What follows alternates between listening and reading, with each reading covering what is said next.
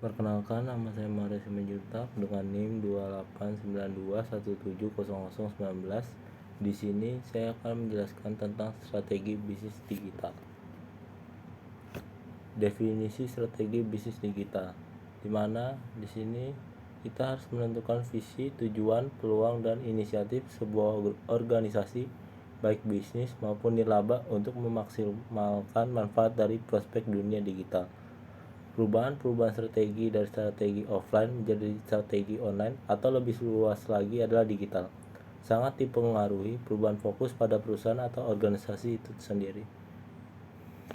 Lanjut. Banyak cara atau pendekatan untuk melakukan strategi digital, tetapi pada intinya semua melalui 4 langkah. Yang pertama itu mengidentifikasi peluang atau tantangan dalam berbisnis di mana aset online dapat memberikan sebuah solusi. Yang kedua itu mengidentifikasi kebutuhan yang tak terpenuhi dan menyesuaikan tujuan terdekat dari pelanggan, kemudian menyelaraskan peluang bisnis. Yang ketiga itu kita mengembangkan visi tentang bagaimana aset online bisa memenuhi bisnis mereka dan kebutuhan pelanggan, tujuannya itu serta peluang dan tantangan. Yang keempat itu kita harus memprioritaskan serangkaian inisiatif online atau bisa disebut publikasi ataupun optimasi mesin pencari yang dapat menyampaikan visi ini, di mana setiap tahap tersebut sejumlah teknik dan analisis dapat digunakan. Nah, di sini kita akan mengenal pendekatan dalam strategi digital.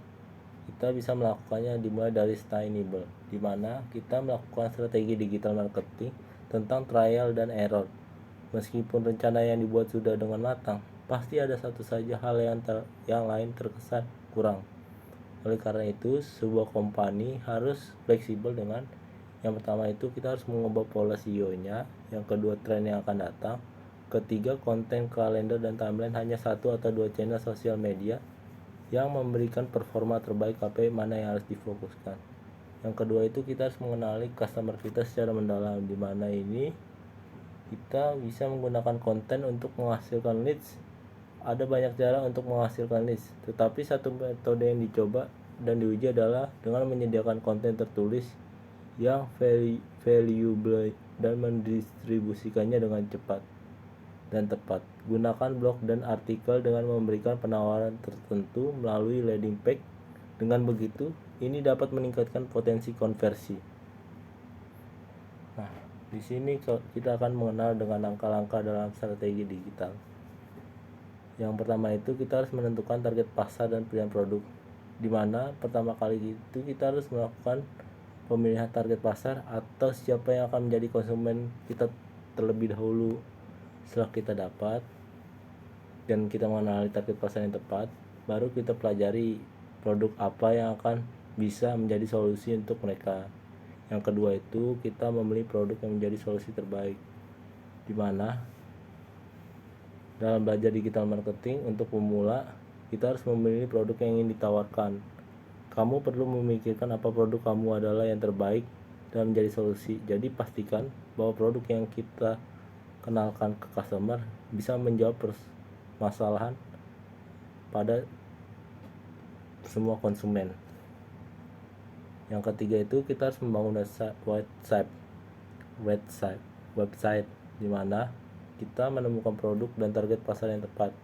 Marketplace memang pilihan yang bagus untuk bisnis, namun situs ini juga bukan menjadi milik kita sendiri. Sebaiknya bangun website milikmu sendiri. Yang keempat, kita membangun media sosial, di mana website beres, sekarang saatnya membangun media sosial. Sebagaimana sarana promosi, kamu bisa memilih dua di antara Instagram, Facebook, dan Twitter. Pilih yang menurutmu tepat dengan target pasar. Yang kelima itu kita harus menggunakan SEO, SIM, dan social media ads. Jangan lupa terapkan SEO, SIM, dan social media ads untuk meningkatkan jangkauan digital marketing, di mana SEO itu dipakai agar bisnis kita tampil di halaman pertama Google. Dan SIM itu merupakan layanan berbayar supaya bisnis kita cepat dikenal. Dan social media ads itu berfungsi sebagai sama seperti SIM lah, beda tipis.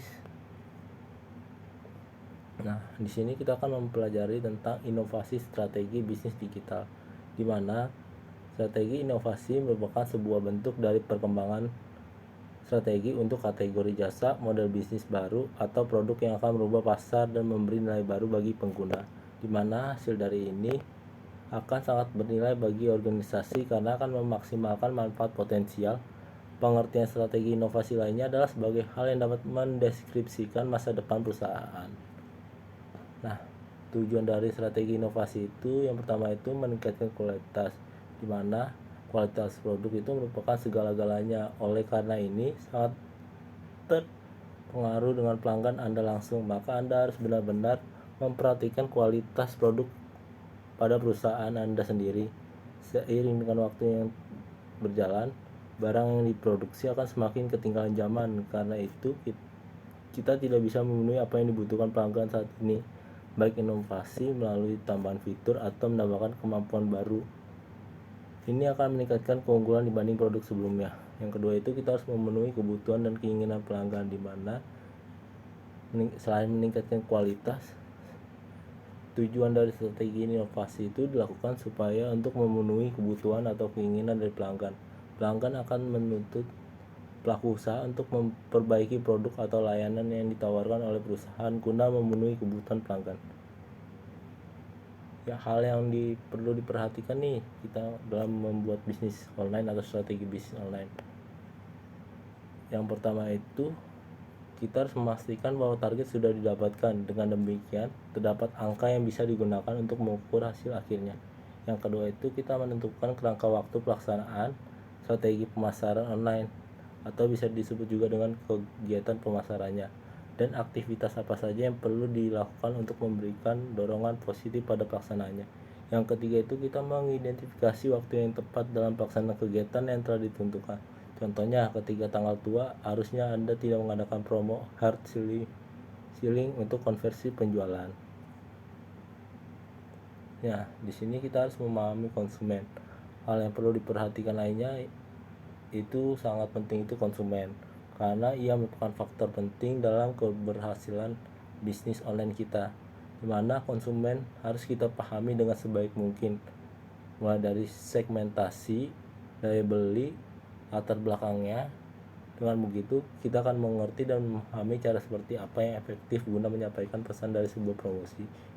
Yang ketiga itu kita menyiasati kompetisi usaha. Jika ingin tahu tentang lawan Anda dengan tujuan dapat mempelajari tentang kemenangan maupun kesalahan, maka kita harus menyiasati kompetisi usaha dengan mengadakan analisa kompetitor.